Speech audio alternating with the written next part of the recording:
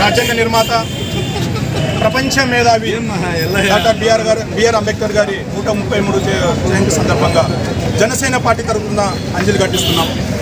ఈరోజు బాబాసాహెబ్ అంబేద్కర్ గారు అంటే భారతదేశంలో రాష్ట్రాలు పోటీపడి ఒకరు 120 అడుగుల విగ్రహం పెట్టామంటే లేదు మేము 150 అడుగుల విగ్రహం పెట్టామని చెప్పి పోటీ పడుతున్న సందర్భంలో నేను ఈ రాష్ట్ర ప్రభుత్వాలకు కావచ్చు, ఈ దేశంలో నడుస్తున్న రాజకీయ నాయకులు ఒకటే చెప్తున్నాను.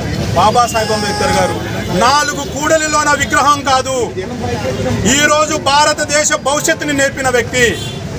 భారతదేశంలో డాక్టర్ బిఆర్ అంబేద్కర్ గారు రాకముందు కానీ డాక్టర్ బిఆర్ అంబేద్కర్ గారు రాజ్యాంగం రాయకముందు పరిపాలన విధానం ఎలా ఉంది, రాసిన తర్వాత పరిపాలన విధానం ఎలా ఉందో ఈ దేశంలో నాయకులు కానీ ప్రజలు కానీ ఒకసారి ఆలోచించారు.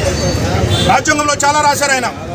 ఆర్టికల్ 7 నుంచి 9 వరకు కూడా రాజ్యాంగంలో పొందుపరిచినవి చాలా క్లారిటీగా ఉన్నాయి. ఒక మనిషి హక్కుల కోసం మేము పోరాడొచ్చు, ఒక మనిషి హక్కులు కాలు రాస్తున్నప్పుడు ఎలా ప్రశ్నించవచ్చు అనేది నేను నేర్పించాడు. అట్లాగే ఆర్టికల్ 9 నుంచి 12 వరకు కూడా ఆయన చెప్పింది ఏంటంటే కులము మతం ఈ రెండవట్ల మీద ఈ దేశ సమగ్రతను నిర్మించలేము, కులాలు మతాలను గౌరవించుకుంటూ దేశ సమగ్రతను కాపాడాలని చెప్పేసి చాలా క్లియర్ కట్గా ఈ నాయకులకి చెప్పారు.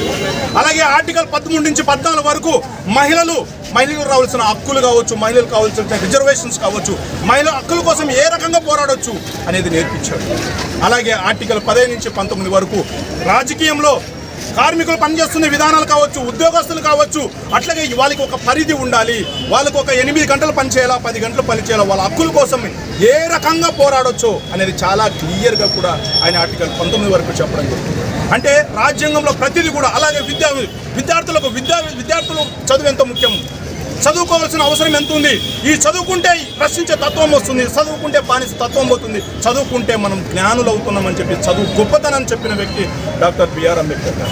ఆయన ఆలోచనల్ని, ఆయన ఆశయాలని ఎప్పుడైతే యువత తీసుకెళ్తుందో, ఈరోజు ఆయన జన్మదిన సందర్భంగా ఒక దండ వేసి జై భీమ్ అంటే చాలామందికి జై భీమ్ అనే దానికి ఏంటి, జై భీమ్ అంటే ఏంటి, జై అంటే జై జ్ఞానం వర్ధిల్లాలి, జై భీమ్ అంటే జ్ఞానం వర్ధిల్లాలి, అది కూడా చాలామంది యువతకు తెలియదు.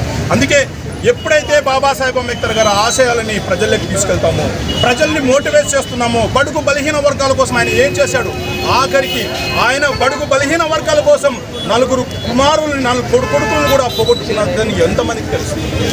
అంటే ఆయన జీవిత కాలం ఈ భారతదేశ ఔన్నత్యం కోసం పోరాడాడు. ఈ భారతదేశం కోసం ఆయన కుటుంబాన్ని కావచ్చు, ఆయన స్వేచ్ఛను కావచ్చు, అన్నీ కోల్పోయి భారతదేశం కోసమే పనిచేసిన వ్యక్తి డాక్టర్ బిఆర్ అంబేద్కర్. అందుకని డాక్టర్ బిఆర్ అంబేద్కర్ గారిని మనం దండ వేయడం కాదు, ఆయన ఆశయాలు జనాలే తీసుకెళ్లిన రోజునే నిజంగా ఆయనకి నివాళని చెప్పేసి తెలియజేసుకుంటూ మరొక్కసారి జై భీమ్.